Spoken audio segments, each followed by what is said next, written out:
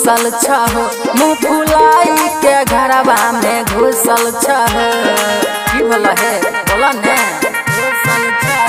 किया धनिया है बोला तू रूसल छह, मुँह फुलाई के घरवा में घुसल छह। कथी तू कहे छह बोला है धनिया, बोला न हमारा से साफा। माना भने बाती हता पिया हो होता आई काटा पा। माना भने बाती हता साया हो होता आई काटा पा। छाठी कराइले नहीं हरा, छाठी कराइले नहीं हरा। जय बाबा बुआ के पापा छाठी कराइले नहीं हरा। जय बाबा बुआ के पापा छाठी कराइले नहीं हरा।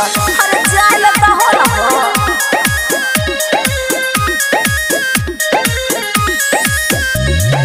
म्यूजिक बाय शशि भूषण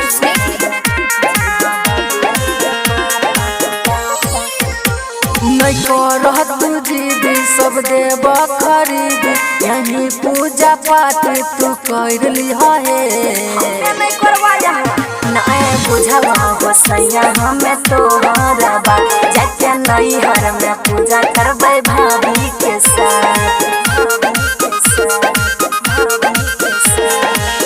नैहर में नहीं जा धनी यही पूजा कर, हो जैतै मुनाफा।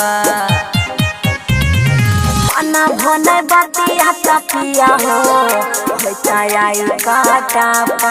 माना भने बाती हता साया हो होता आई काटा पा। छाठी कराइले नहीं हरा, छाठी कराइले नहीं हरा।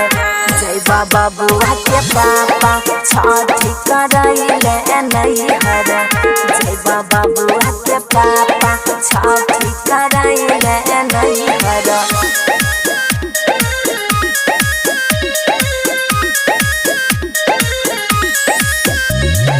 म्यूजिक बाय शशि भूषण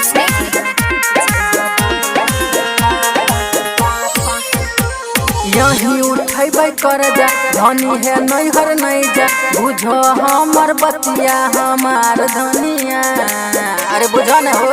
हमर मन नहीं करे छे पूजा करिया यहाँ हो। किया बात नहीं बुझे छो जीतिन बिकेस पिया हो। अरे बुझा न हो दोनों गोटा मिलके सुनो है उषा, छठी मैया के नाम जपो। माना भने बाती हता पिया हो होता आई काटा पा।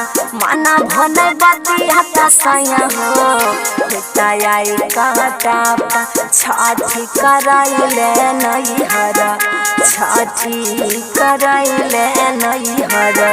जय बाबा बुआ के पापा छाठी कराइले नहीं हरा।